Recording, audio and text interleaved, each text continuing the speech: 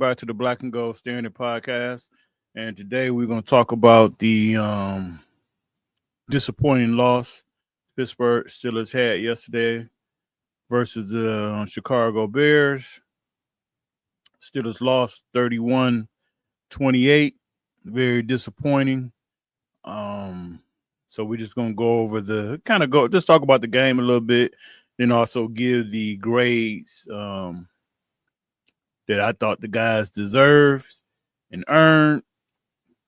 Um, this was just kind of disappointing because, especially with Chicago coming in with the injuries that they had on defense. I mean, their whole linebacker position was basically just wiped out on injuries, and all three of their starting linebackers were out. Then the guys they had backing up, I think two of those guys got hurt. So it was just a situation. I thought the Steelers would definitely be able to take advantage of that situation, but unfortunately, we couldn't take advantage of it. This was actually from the beginning of the year, well, before the season even started. You know how you played a little schedule game. This actually was a game that I said this would be the Tomlin game, and sure enough, it was the Tomlin game. But you just know, your feelings kind of change as the season go, especially if your team is doing good, or you just feel like your team is doing a little better than what you thought. And I was kind of torn. I was kind of feeling that way, just the fact of the injuries that the Bears had, that I thought the Steelers maybe had a chance to win this game, but unfortunately they didn't. So let's get right into it. Let's get right into it and see how this went. So with the loss, it sent the Steelers to 6-5. Chicago Bears improved to 8-3. Probably one of the biggest surprise teams in the NFL right now. The Steelers are actually officially in the hunt. And if you don't know what in the hunt mean you're out the playoffs, but you're in the hunt of making it. Yeah, that's right. The Steelers are out of the playoffs right now, and they're holding on to the 8th position. The Baltimore Ravens have jumped all the way up to the 4th position because they're leading the division because of the tiebreakers. And to me, this is unacceptable. Coming out of Week 6, the Pittsburgh Steelers were 4-1. The Baltimore Ravens was 1-5. And the Steelers has found a way to give the division lead up. So just ridiculous, but that's another story. All right, so as you know, the final score was 31-28. Actually, the Steelers defense ended up scoring a touchdown, so the offense only scored 21 points against that banged up defense. And once again, the defense gave up 31 points. So it's just, I don't understand it, but it is what it is. All right, so let's get right to it. The quarterback, Mason Rudolph, made his first start of the year.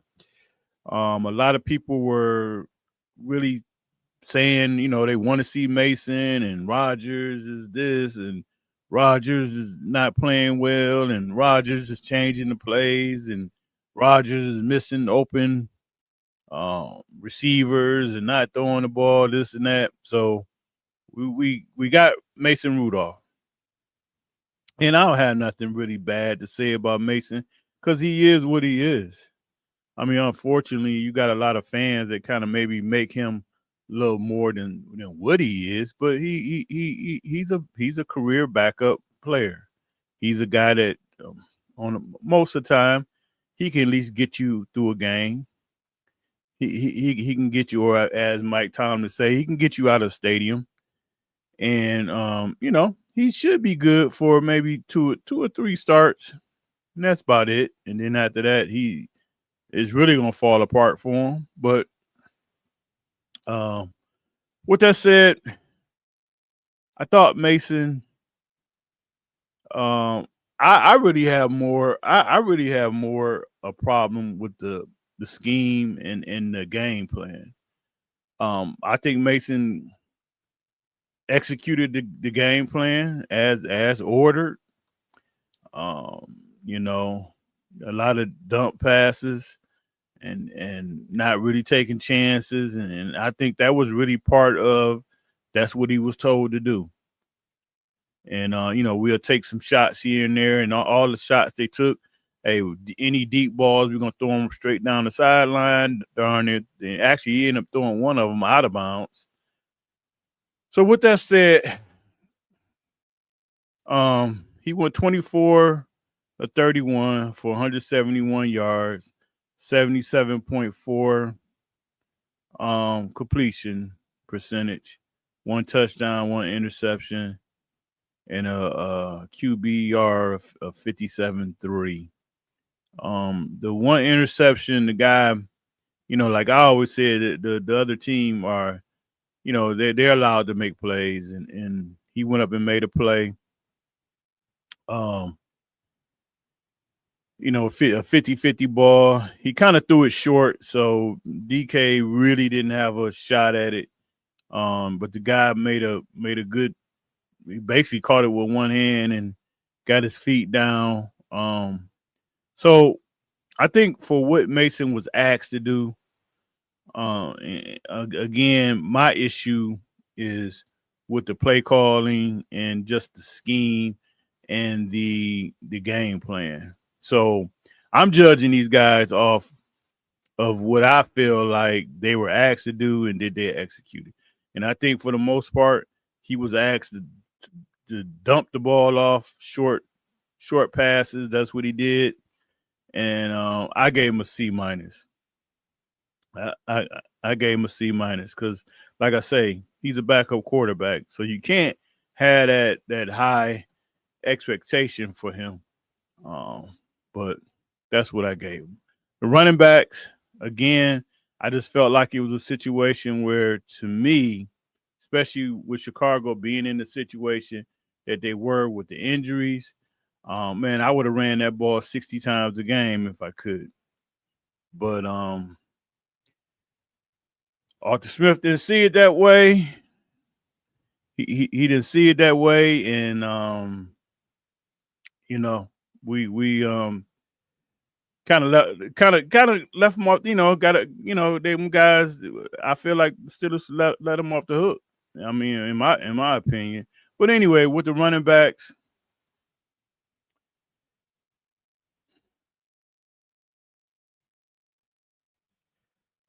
I gave them a B. I thought they did what they were asked to do.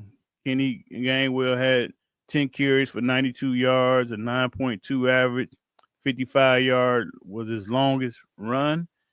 Jaylen Warren, I think he only had like 16 carries for 60-something yards. They just didn't.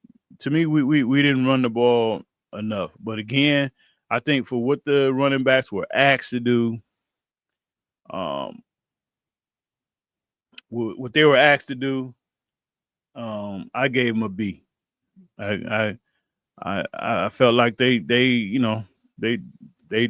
what they wanted them to do, but like I say, we should have ran that ball way more than what we did. I think my man Claude Bishop said they should have had a B plus, but really to be honest, that's cool. I mean, I sometimes I don't that B plus and B minus stuff. I don't know. I like kind of giving the straight grade, but yeah, they I can go with a B plus. Like I said, they did what they were asked to do. I just felt like they should have been asked to run the ball way more, especially with Chicago's situation they had with their linebackers. Again, the receivers, same thing. Wasn't like there was a lot of drop balls. Just this the scheme of this offense. You're not asking these guys to do anything. You got a $30 million receiver. You're gonna throw him like 4 balls for like 20 some yards, and it's just ridiculous. So I gave those guys a D plus because to me, DK, like, it's hard to really judge him because even with that interception, the ball was thrown short. But I just feel like sometimes you gotta, if you can't get it, nobody should get it. But I I don't know. Calvin Austin, 5 targets, 4 receptions, 36 yards, a 9.0 average, long of 19. Again, these receivers, it's kind of hard really to judge these guys because they're not really being asked to do anything, and which is crazy to me. I mean, the NFL now is set up to throw the ball, and just like yesterday, they threw a long ball to Calvin Austin. You end up getting a 25, 27-yard penalty, and that's the NFL. That's the NFL now. The NFL is about throwing the ball, and throwing the ball. I mean, they protecting the quarterback. You can't hardly touch the receivers, and to have all these slow tight ends running around thinking you're doing something is beyond me. But again, that's our offense. So grading the tight ends, moving to the tight ends again. Didn't really want to actually do a lot. They actually caught all the passes that were thrown to them. Frymouth got the touchdown, which was probably Mason's best pass of the game. I gave those guys a B. I mean, they again, they did what they were asked to do. It ain't Jonnu Smith's fault that they're setting up having a tight end running a jet sweep when you got Calvin Austin and probably some other fast guys. I mean, they tried it with DK, but you got a tight end running a jet sweep. Come on, man. That's ridiculous. But Darnell Washington, 2 targets, 2 receptions, 22 yards, a long of 11.0 average, along with 13 yards. I gave those guys a B. Again, ain't their fault. It ain't their fault. I'm not blaming them guys. They did what they had to do, and they did what they're asked to do. Offensive line, again, the offensive line, you kind of have, when you judge the offensive line, you got to really get and watch the all 22, because from the game view, it could look one way, but then when you watch the all 22, it could show a whole different story. These guys, I gave them a C plus, and I haven't had a chance to look at the film today, and that grade could actually move up. So that's a C plus just with the naked eye. 345 total yards, 5 yards a play, 186 yards rushing. I mean, almost 200 yards rushing, 5.2 yards a carry. 159 passing, 4.8, and they gave up 2 sacks, which honestly, those sacks were on Mason holding the ball. But like I say, with the offensive line, this grade could actually officially probably could go up. This was just off the naked eye. So. And from what I seen, it didn't seem like Jones was big trash like he usually is. But like I say, once I go back and watch the film, that could definitely change. But I just don't remember him right offhand watching the game that they were big trash. So we'll see. So the offense total grade, I gave those guys a C. I gave them a C. I like I said, I have more my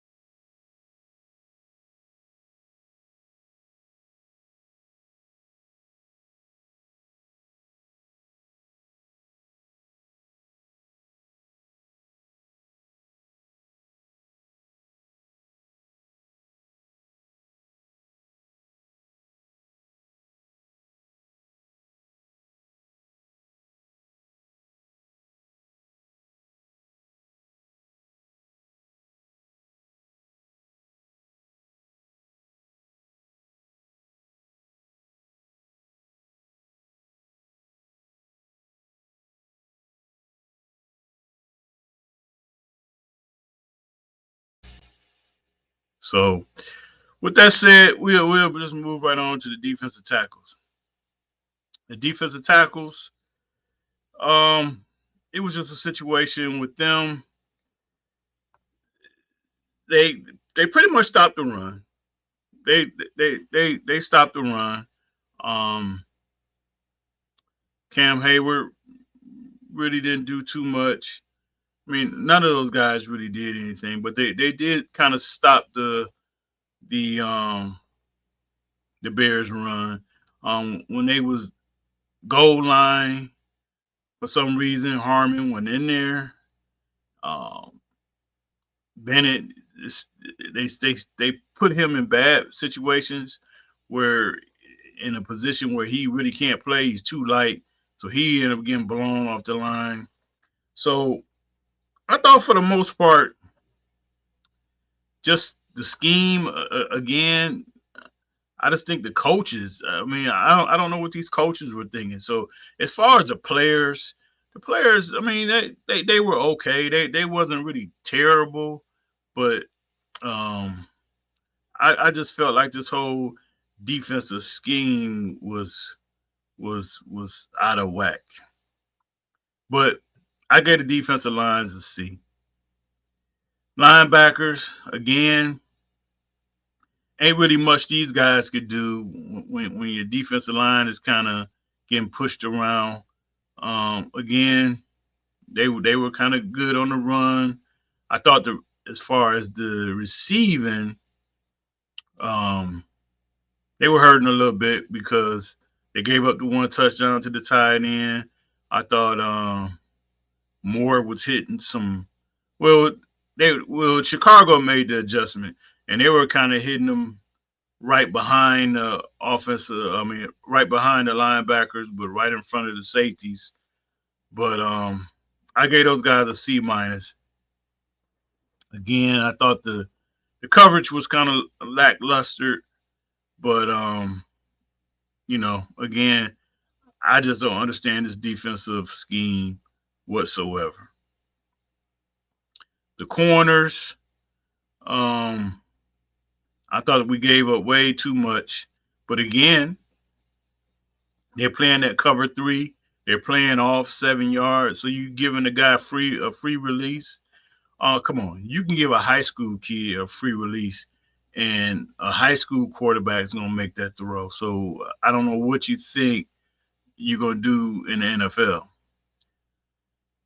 So with that said, I gave the corners a C minus. I thought they were kind of getting a little toasted, especially by DJ Moore, and that became an issue.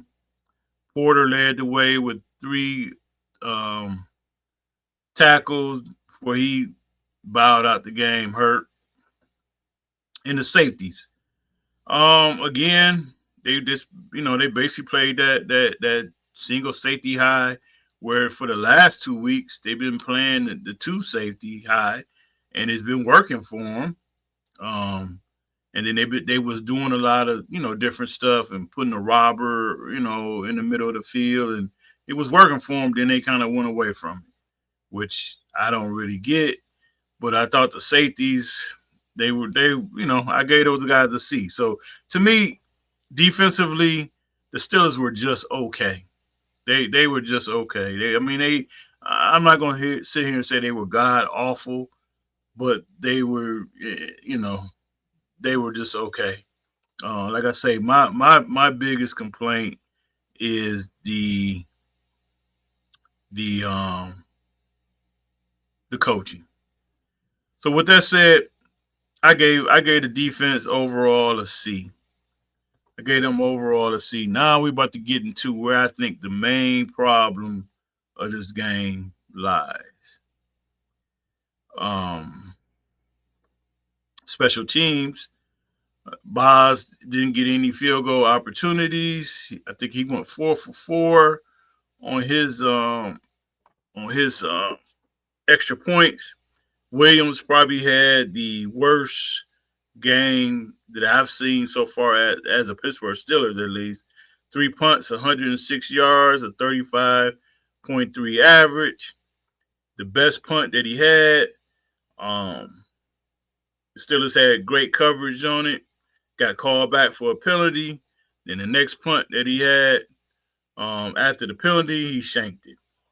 So it was just one of them. I mean, you kind of knew right there it was going to be one of them days. Um, so I gave the special teams a B minus. Probably should have even gave him a lower grade than that. But to the problem, and the problem is right here. Arthur Smith, granted, he gonna be here, and I know I'm not calling for nobody's job because Pittsburgh Steelers just don't do that. But I'm done with Arthur Smith. You know, at this point, his offense is what it is. People has figured it out. He ain't fooling nobody, and it's terrible. It's pretty much terrible. Uh, Even though he had 186 yards of rushing the ball, another 159 passing the ball, gave up 2 sacks, but that 186, it should have been well over 200. But for some reason, he don't want to run the ball. He don't want to commit to it. I don't understand it. Nobody understands it. So, defensive coordinator. Again, I thought the players were just okay, but I thought the scheme and what they were asked to do was just dead awful. It was dead awful. In Chicago pride themselves on running the ball, and they actually stopped the run. I mean, to give up 99 yards rushing, that's not bad. You gave up you had 2 turnovers, 1 touchdown, 1 sack, 328 total yards. But I just thought the scheme that they played was just awful. And I don't understand what they were trying to do or who they was trying to fool. I don't think it was no adjustments made. And I gave those guys a D plus. And then the head coach, you dropped to 6-5. You're in second place in the AFC North, out of the playoffs as of right now.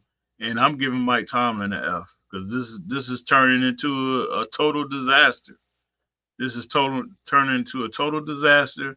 So with that said, I gave the coaching an overall F for this game, and we'll just have to see what's happening because it was bad, and like I say, my biggest issue I have right now was the coaching. I mean, and you put your players in bad positions, and on top of that, they made no adjustments. So we're gonna see. I mean, they got the Buffalo Bills next week. The, I had to study it a little bit more because Buffalo haven't been playing good, but the Steelers, their MO is probably, you would think they're probably gonna win that game just off the fact of they're up and down, and so Claude, you're right, a F, and for his coaching staff. Um, I I've been going at it, and at this point, I believe it's time for Tomlin to leave. I mean, we all understand that the Pittsburgh Steelers not gonna fire him. We know that, but I believe the Rooneys just gotta, because at the end of the day, they're accepting this. They're the owners, so they're letting him get away with this. So at the end of the day, they're accepting it. But it needs to be a whole revamp of this whole coaching staff, starting with the head coach, because it's time. I mean, it's been almost 20 years, 19 years. He had a good run, but to me, I mean, everybody say, well, Mike Tomlin would get a job just like this. Well, you know what? The more he go, he's gonna mess around and nobody gonna want to hire him. So it's just time for him to him and the Steelers to just start off fresh and just move on. Just move on. I mean, and it ain't that fact that saying he's a bad coach. It's just that time. I mean, I know like everybody got that one person at their job that's been there 20 something years. They're in their ways. They don't want to change. And when things do change, they have a fit. So that's just where it's at now. And that message is old. That message is old, it's stale, and it ain't working. We almost going on 8 years of not being get without a playoff win. That's ridiculous. And this is supposed to be the Pittsburgh Steelers. This is not. I hate when people say, "Well, you know, you don't know what type coach is going to be the next coach, or the Steelers. You know, we could be the New York Jets or whatever." I understand that, but we're not. We are the Pittsburgh Steelers, and our standards is way higher than just not having a losing season and to hang that as something. No, our standards should be way higher than that. Yeah, can everybody win the Super Bowl every year? Absolutely not. Only one team is going to win it. But the Pittsburgh Steelers standards should be almost every year we know we going in it with having a chance of getting to the Super Bowl. Right now, we, we don't even have a chance. We don't even have a chance. So that's where the standard that's some crap because the standard is not there anymore. But anyway, with that said, you guys take care. Um, Make sure you like and subscribe, and we will be back. Oh man, tomorrow actually, yeah, we'll be back tomorrow. We're gonna talk about the ops, the top 6 players for the Buffalo Bills. These players that I think Pittsburgh Steelers is gonna have to definitely contain if they want to have any shot of winning on Sunday. So with that said, you guys take care, and I'll talk to you later.